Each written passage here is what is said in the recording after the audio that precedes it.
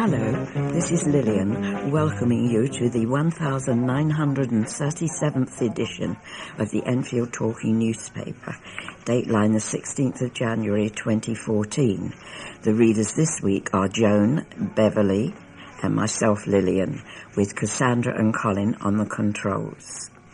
The items that we will be reading come from our local newspapers, the Enfield Gazette and Advertiser and the Enfield Independent, and are their copyright.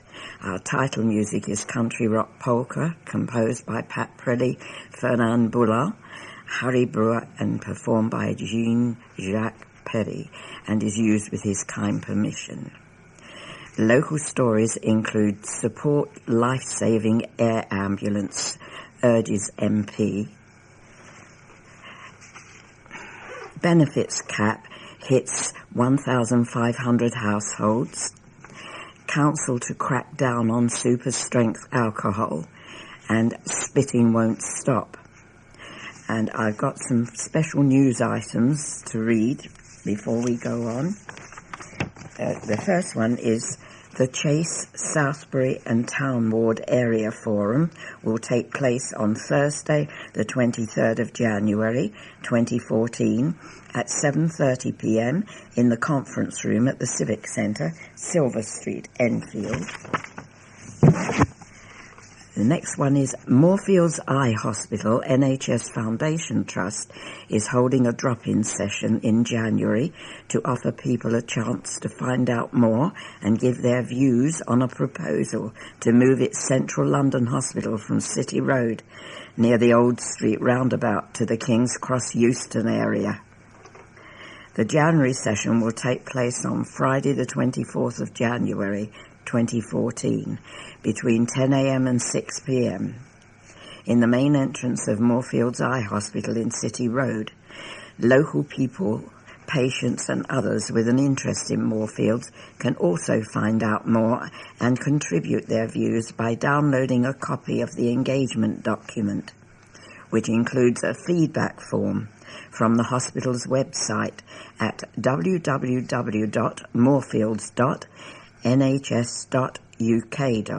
For more information, please call Project Manager Elizabeth Smith on 0207 253 3411, extension 4285. And the next one is Enfield Council is seeking your views as part of its budget consultation for the next financial year. The Council wishes to know your service priorities and suggestions for making savings or improving efficiency in Council services. Send your comments by email to budget.consultation@enfield.gov.uk or call the Civic Centre on 0208 379 1000.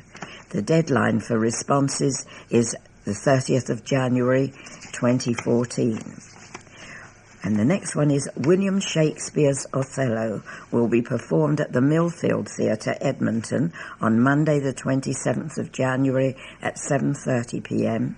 and Tuesday the 28th of January at 1:30 p.m. and 7:30 p.m. For more information, please contact the box office on 0208 807 6680. Thank you. That's all the special news items. And now over to Joan, who will read the first item of local news. Footballers who play on the borough sports pitches could be prosecuted if they're caught spitting. The first anti-spitting bylaws in the country were introduced in the borough on December the 8th, 2013. This means that anyone caught spitting in Enfield could face prosecution and be fined up to £500 if found guilty by litter patrol staff. However, the bylaw has now sparked controversy among those who play the beautiful game across football pitches in the borough. In a letter sent to Winchmore Hill Football Club, Enfield Borough Council stated, although there would not be any specific targeting of football players, they should be warned against it. It reads, whilst there are no plans to specifically target the teams using the borough's sport pitches, we would like to take this opportunity to remind you that the bylaw does provide authority by the authorised officers with the powers to prosecute those witnessed spitting. Please cascade this information to your players and those of the opposite team to avoid the risk of prosecution. The letter was posted on social media site Twitters by @BobLeeds, and many players have reacted strongly to the warning. Captain of Latimer Old Boys First 11 Peter Collop labelled the bylaw laughable. He said, I have been playing on Enfield pitches for many years and I have never heard of something so ridiculous. This is completely unenforceable and, quite frankly, laughable. It is something almost every player does when they play football. It all gets washed away by the end of the game. There is no way anybody will stop doing this. We have not been given any prior warning about this. Joseph Connolly, who has been playing amateur football in the borough for nearly 20 years, also questioned how the ban would be policed. He said, there is a big issue with this applying to amateur footballers. How will it be imposed? I just cannot see this bylaw preventing people from spitting on the football pitch on a Saturday or Sunday afternoon. Of course, it is wrong to spit at each other, but spitting whilst playing has been going on since the game was invented, and one bylaw won't bring that to a stop. The letter also said, under Section 235 of the Local Government Act 1972, no person is permitted to spit in, into, or from any relevant public place, including all of the borough's parks and open spaces. Spitting is an antisocial act that has no place in any of Enfield's wonderful parks and open spaces. Enfield Council's Cabinet Member for Environment, Councillor Chris Bond, said, we'll be clarifying our position with the football clubs, but there is no intention to prosecute anyone playing football or doing other exercise on our sports grounds. The bylaw gives the council discretion over how it is enforced and will be using common sense in enforcing it.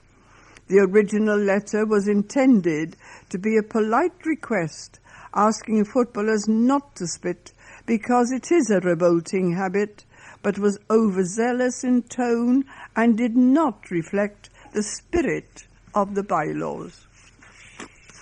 Enfield Borough Council and the Metropolitan Police are joining forces to stop the sale of super-strength alcohol.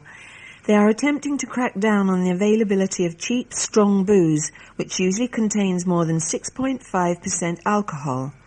In a bid to prevent its distribution, the council is encouraging off-licences across the borough to sign a voluntary undertaking to remove the super-strength alcohol by January 31st, 2014. They are also keen for off-licences to display posters to advise to people that they do not sell a stronger tipple. Latest statistics have revealed that around 46,000 residents in Enfield are drinking more. The council's Cabinet Member for Environment, Councillor Chris Bond, said if retailers choose not to sign up, that's entirely up to them, but will take an incredibly dim view of premises which act irresponsibly.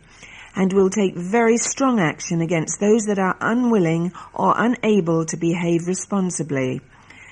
A Metropolitan Police spokesman said, "This simple but potentially very effective approach is designed to reduce alcohol-related crime and antisocial behaviour in the borough of Enfield. Partnership working involves everyone, and this includes retailers.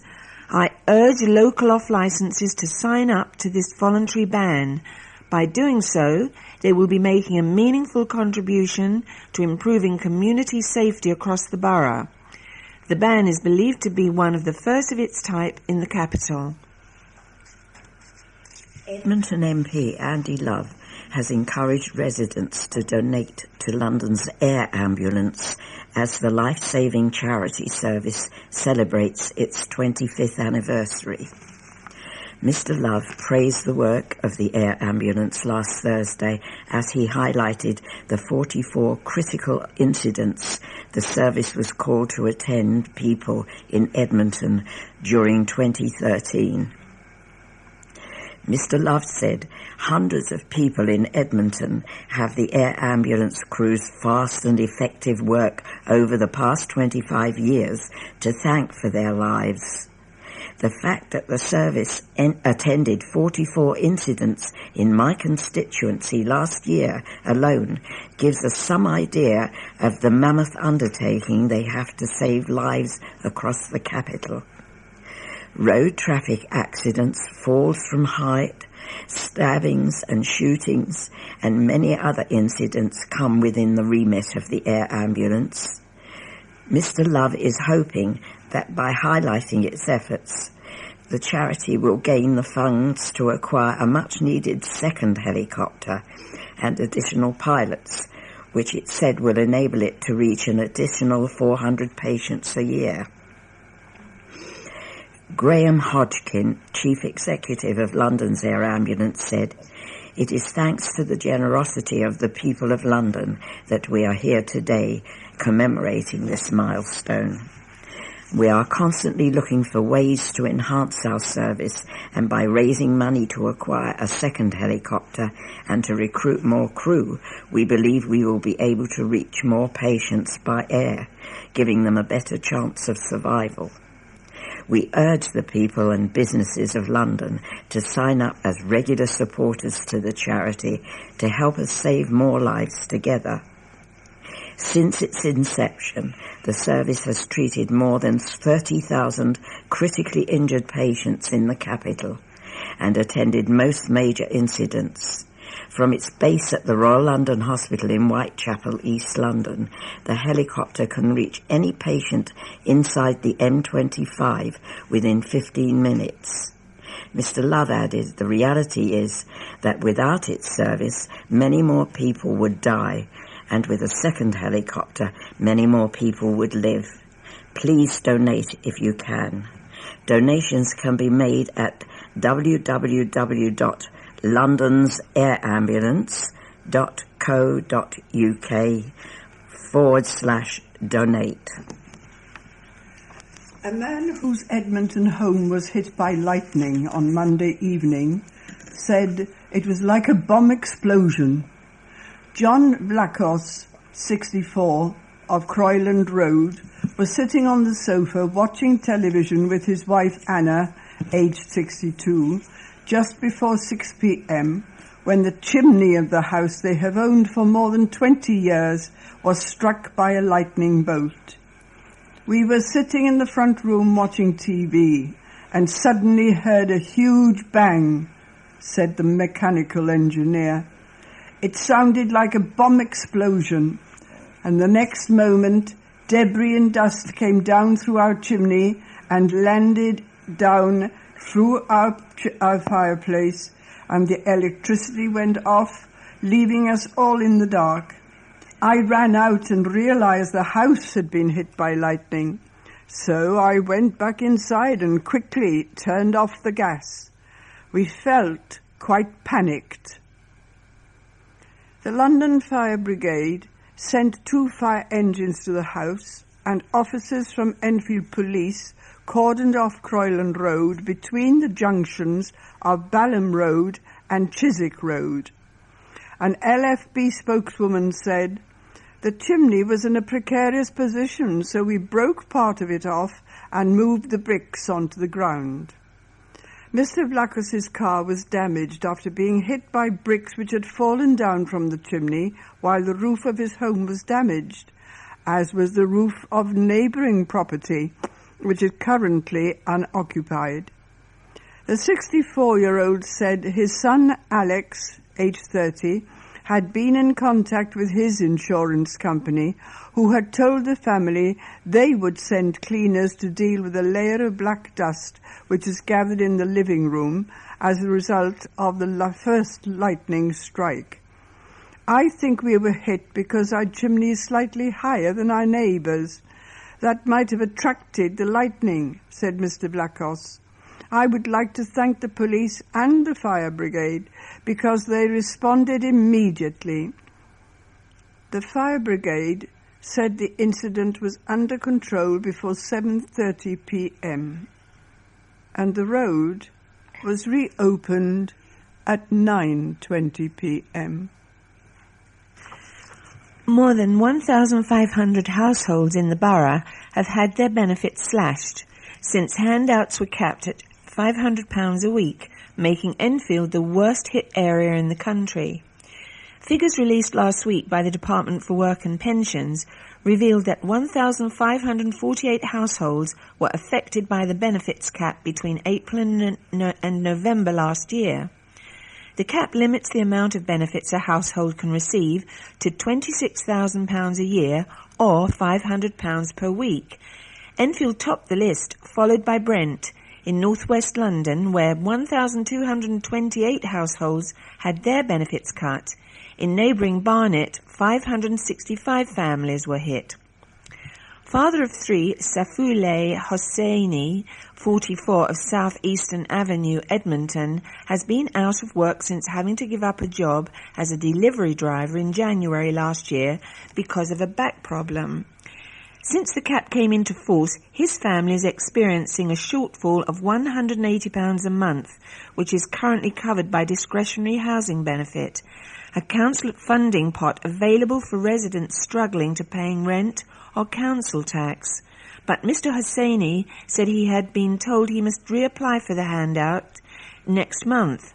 The family spends $15,600 per year on rent. "Most of the money is going on rent," Mr. Hosseini told the Advertiser. "It is a very difficult time for us. We have some support to cover our shortfall at the moment, but no guarantee that will continue. I'm struggling to find a job and I worry for my children." Enfield North Conservative MP Nick Dubois defended the policy. He said, "The benefit cap is designed to be fair to taxpayers and claimants and is equal to a gross salary of £34,000 a year. The welfare reforms are helping people back to work, as shown by the fact that more people are in work than before the last election, and unemployment is lower in Enfield North than before May 2010. But Jeff Roden, chairman of the Enfield Citizens Advice Bureau, branded the government's argument simplistic. He said, if a family in work earn £26,000 or more, they can still claim benefits on top of their earnings. It is something that resonates with working people who have had their standards of living squeezed. But ultimately, it is cynically pitting the poor against the poor, which is not helping anyone except for rich people. Between July and September 2012, the number of people who approached the CAB for help was 2,649. That rose to 3,500 over the same period last year. And I have a column by columnist Jo Collins. She's the columnist for Chicken Shed Theatre. And she says, "Firstly, let me introduce myself. I was born in Chayside Nursing Home in Southgate and have lived and worked all my life in the borough. I am also the co-founder of Chicken Shed, and it is in this capacity that I have been given the wonderful opportunity to write a regular column.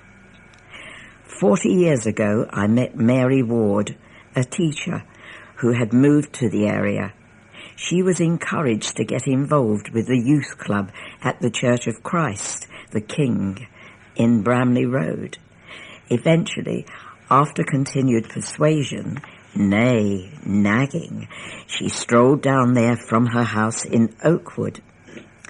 I had been working there along with a fellow musician friend, Anthony Philby, writing and producing a religious rock musical, and we were bathing in its great local success. In fact, we were wondering what to do next. Enter Mary Ward, right on cue. We talked for 2 minutes and we clicked. We had the same aspirations, the same passion, that within the infinite possibilities of theatre, you could work with all people of all ages, regardless of experience. Basically anyone who genuinely wanted to take part could go on this wonderful journey of self-discovery and self-worth alongside their peers. We had use of the church hall, but that had its limitations, and we needed somewhere with more freedom to blossom and grow. A farm seemed the perfect place to do that very thing, for that is what happens on a farm, isn't it? You grow, you blossom, and you bear fruit. Enter Lady Elizabeth Byng from the Rotham Park estate, and a 40-year adventure which has made Chicken Shed what it is today. More next time. A father who sparked fierce debate 15 months ago over plans for teaching life skills to youngsters is planning to set up the borough's first Muslim primary school.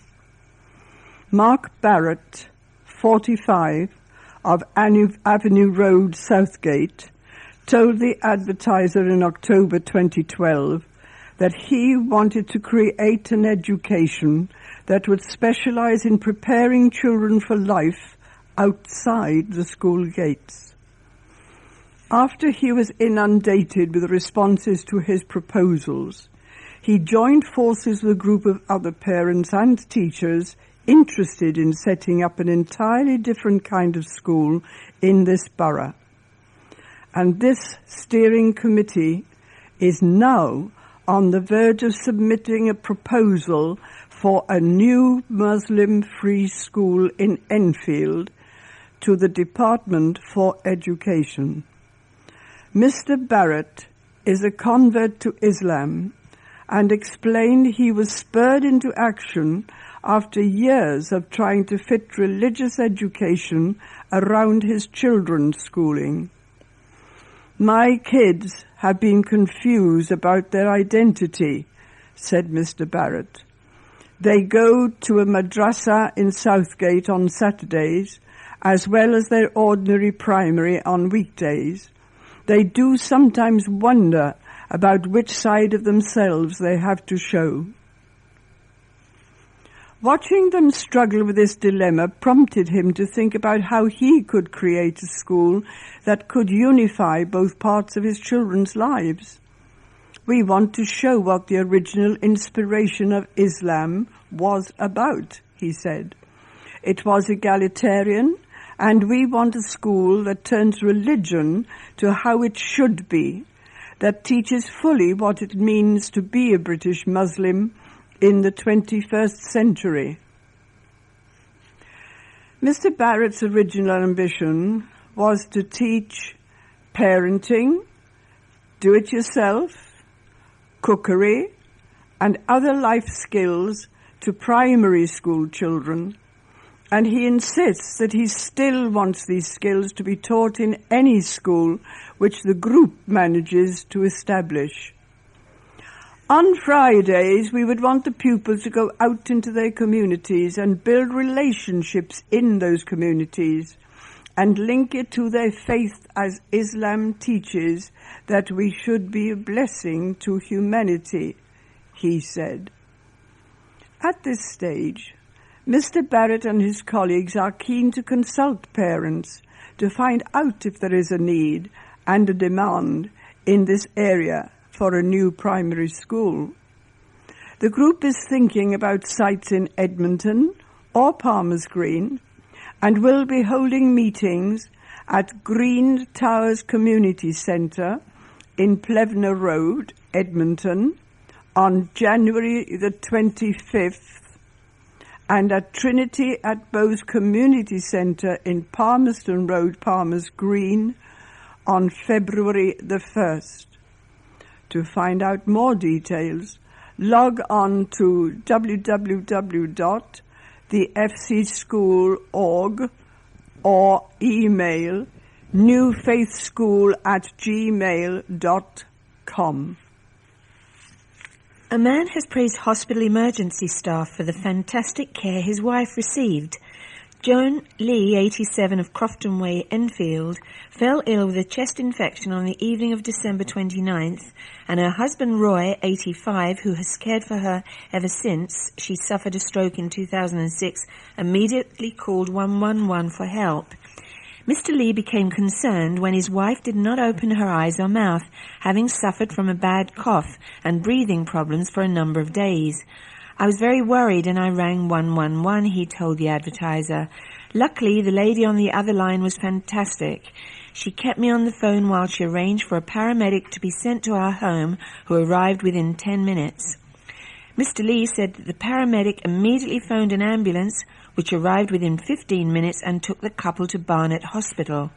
Chase Farm Hospital is just around the corner from the couple's home, but since the accident emergency department at the hospital in the Ridgeway was closed in December, emergency patients have been redirected to North Middlesex University Hospital in Stirling Way, Edmonton, or Barnet Hospital in Wellhouse Lane, High Barnet.